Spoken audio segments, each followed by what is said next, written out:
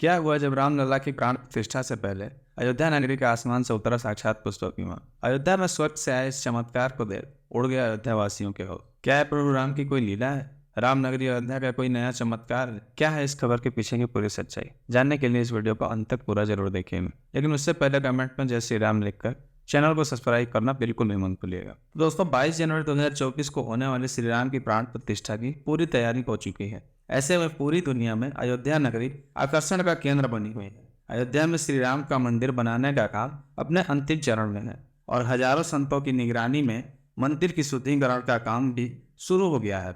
लेकिन इसी बीच अयोध्या नगरी की धरती पर हर रोज कोई न कोई नया चमत्कार देखने को मिल रहा है।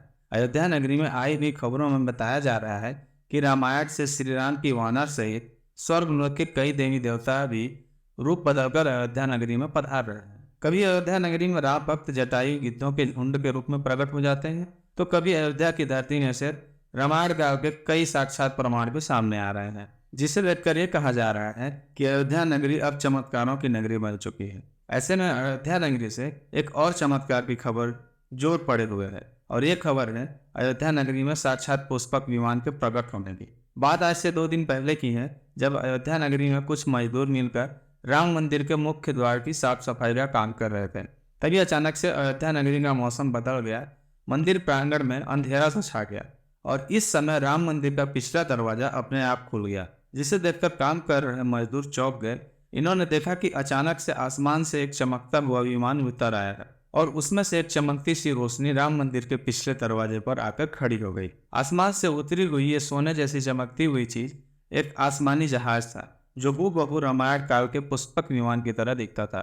इस पुष्पक विमान की तरह दिखने वाले जहाज के बीचों बीच तेज रोशनी चमक रही थी, जिसे नंगी आंखों से देखना नामुमकिन था। जब इन मजदूरों ने इस पुष्पक विमान की वीडियो बनाने की कोशिश की, तो अचानक से उन सभी के मोबाइल की स्क्रीन टूटने लगी और यह सभी मजदूर बेहोश हो गए।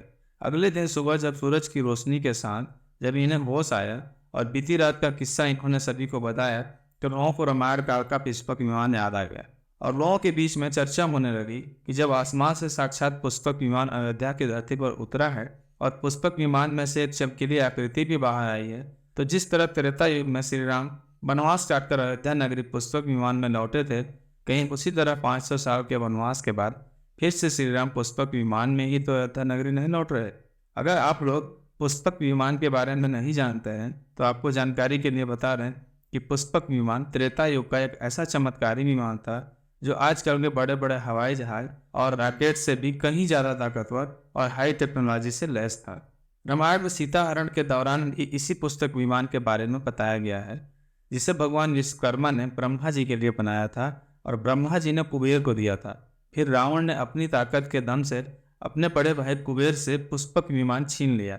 इसी विमान में उसने सीता हरण किया, जटायु को मारा और श्री राम से भी युद्ध किया। फिर रावण की मृत्यु के बाद ये विमान विभीषण को मिला और उन्होंने इसे कुबेर को दे दिया।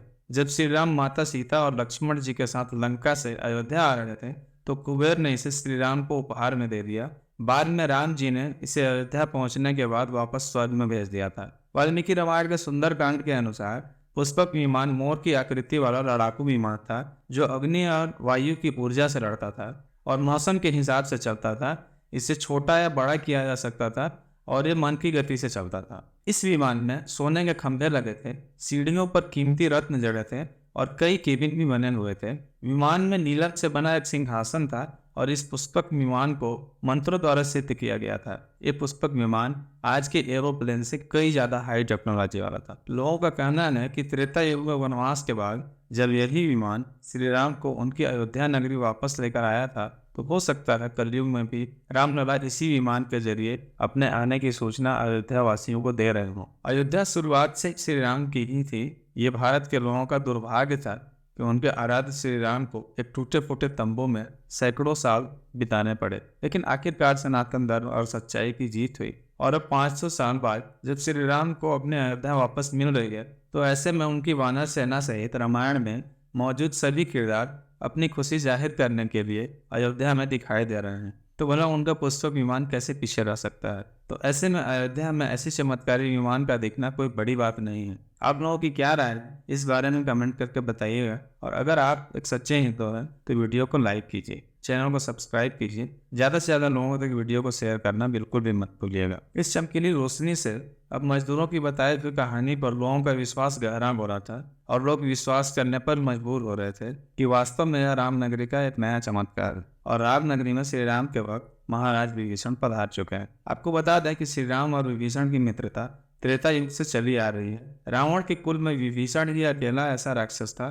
जो जाति का राक्षस था लेकिन श्री राम का भक्त भी था। जब हनुमान जी लंका में माता सीता की खोज करने के लिए पहुंचे थे तो विभीषण की कुटिया के बाहर उन्होंने राम नाम के जाप को सुना था। उस समय विभीषण की कुटिया के बाहर तुलसी का पौधा लगा हुआ था और विभीषण ने ही हनुमान जी को माता सीता का पता बताया था। बाद में जब विभीषण जी ने रावण को बार बार समझाने की कोशिश की थी कि वह माता सीता को श्री राम को वापस लौटा दे तो रावण ने विभीषण को लात मारकर उन्हें अपने राज्य से निकाल दिया था और विभीषण श्री राम की शरण में चले गए थे। तब श्री राम ने विभीषण की तरफ से मित्रता का मान बढ़ाया था और रावण के वध से पहले उन्हें लंका का राजा बनाकर उनका राज अभिषेक भी कर दिया था। बाद में रावण के मरने के बाद श्री राम के आशीर्वाद से ही विभीषण को लंका का राज मिला था। रावण को मारकर और माता सीता को मुक्त कराकर जब श्री राम अयोध्या नगरी लौटे थे तब भी विभीषण उनके साथ वापस आए थे और कुछ दिन श्री राम के साथ रहने के बाद उनकी भक्ति का वरदान लेकर लंका वापस चले गए थे। विभीषण को श्री राम ने चिरंजीवी होने का वरदान भी दिया था। तो ऐसे में लोगों का कहना है कि युगों के संघर्ष के बाद श्री राम अपनी अयोध्या में वापस लौट रहे हैं तो एक बार फिर विभीषण उनके दर्शन करने के लिए धरती पर प्रकट हुए हैं और अयोध्या नगरी में दिखाई दिए हैं। तो दोस्तों, जब बात श्री राम की हो और उनकी पावन नगरी अयोध्या की हो तो वैसे छोटे मोटे चमत्कार होना कोई बड़ी बात नहीं है। अयोध्या नगरी चमत्कारों की नगरी बन चुकी है और यहाँ प्रभु श्री राम के आने से भारत में वापस से राम राज आने की संभावनाएं भी बढ़ चुकी है। तो आप लोगों की क्या राय है इस बारे में कमेंट करके जरूर बताइएगा। आज के लिए इतना ही, मिलते हैं नेक्स्ट वीडियो।